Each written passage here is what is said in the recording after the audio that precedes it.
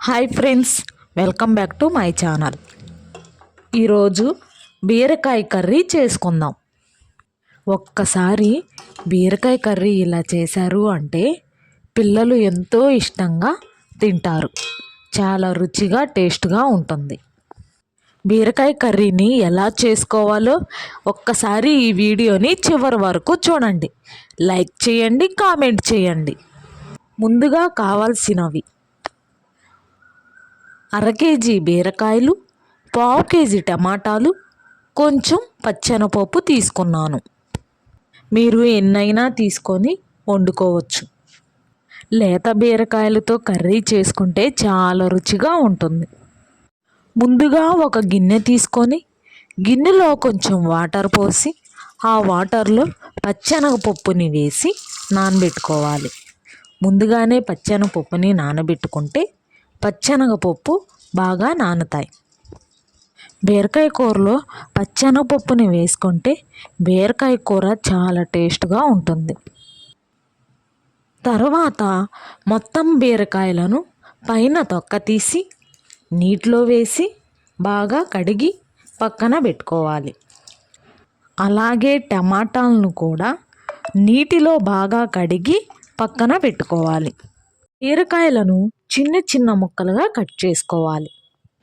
ఇలా కట్ చేసి పక్కన పెట్టుకోవాలి. అలాగే టమాటాలు, పచ్చిమిర్చిని కూడా చిన్న చిన్న ముక్కలుగా కట్ చేసుకొని పక్కన పెట్టుకోవాలి. కట్ చేసిన బీరకాయ ముక్కల్లో టమాటాలు, పచ్చిమిర్చి, కొత్తిమీర, రుచికి సరిపడా ఉప్పు, 2 స్పూన్ల కారం వేసుకోవాలి.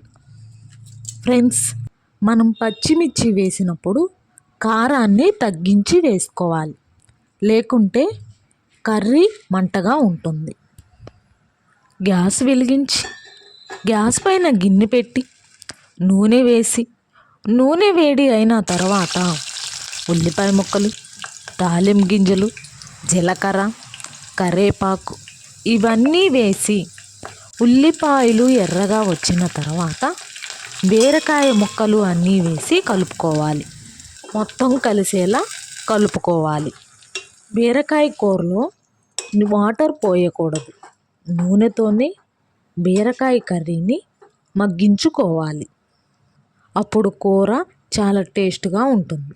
తర్వాత ముందుగా నానబెట్టిన పచ్చెనగపప్పును నీటిలో బాగా కడిగి ఆ పచ్చెనగపప్పును బీరకాయ కర్రీలో వేసి మొత్తం కలిసేలా కలుపుకోవాలి. ఇలా పచ్చెనపప్పును నీటిలో 2 సార్లు బాగా కడిగి ఆ పచ్చెనపప్పును బీరకాయ కర్రీలో వేసి మొత్తం కలిసేలా కలుపుకోవాలి. బీరకాయ కూరలో పచ్చెనపప్పు వేసుకొని వండుకుంటే ఫ్రెండ్స్, కర్రీ చాలా అంటే చాలా టేస్ట్గా ఉంటుంది. ఎప్పుడు బీరకాయ కర్రీ చేసినా ఇలానే చేసుకోండి. పైన మూత పెట్టి గ్యాస్ సిమ్లో పెట్టి ఉడికించుకోవాలి. మధ్య మధ్యలో అడుగు మాడకుండా కలుపుకుంటూ ఉండాలి. తర్వాత రుచికి సరిపడా ఉప్పు వేసుకొని కలుపుకోవాలి. నాకు ఉప్పు సరిపోలేదు, అందుకే వేసుకున్నాను. ఫ్రెండ్స్, బీరకాయ కర్రీలో వాటర్ అనేది అస్సలు పోయకూడదు. టమాటాలు 2-3 ఎక్కువ వేసుకుంటే సరిపోతుంది. కర్రీ చాలా రుచిగా టేస్ట్గా ఉంటుంది. చూడండి ఫ్రెండ్స్, బీరకాయ కర్రీ రెడీ. చాలా సింపుల్గా చేసుకోవచ్చు. బీరకాయ కర్రీ టేస్ట్ మాత్రం సూపర్ ఫ్రెండ్స్. ఎంతమంది బీరకాయ కూర ఇలా చేసుకుంటారో కామెంట్లో చెప్పండి ఫ్రెండ్స్.